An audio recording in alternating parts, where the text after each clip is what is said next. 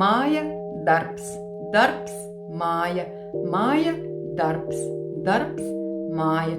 Un tā no dienas dienā, un tā no nedēļas nedēļā, un tā no gada uz gadu. Stop!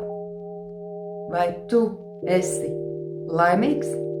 Vai tu kādreiz esi sev uzdevis šo jautājumu? Tev saka, ka tā ir jābūt un ka tev nav izvēles. Bet tā nav taisnība. Izvēle ir vienmēr. Pat tad, ja tu to neredzi. Tā ir. Un tagad paskaties, ko tev ir iedevis tavs darbs, ko tev ir iedevusi tava stabilitāte. Pāris atvaļinājums gadā, izdzīvošana no algas līdz algai.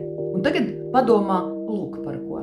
Ja tu nodarbosies ar to, ka tu nodarbojies līdz šim, rīt tu būsi tieši tur, kur tu esi šodien.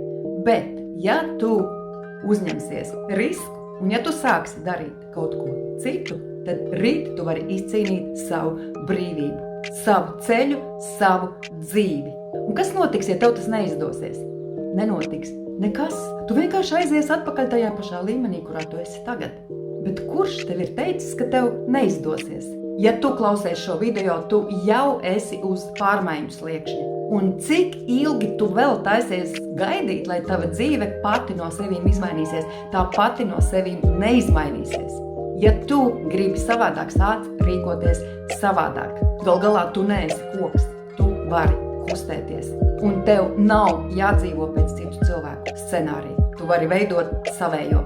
Ja tevi iekšā kaut kas sakustējās, ja tu jūti, ka tu negribi vairāk dzīvot pa vecam, es tev varu palīdzēt. Tu vari pieteikties bezmaksas konsultācijai vai rakstīt man personīgi, un mēs kopā atradīsim, kas tevi attur un kā izlausties brīvībā.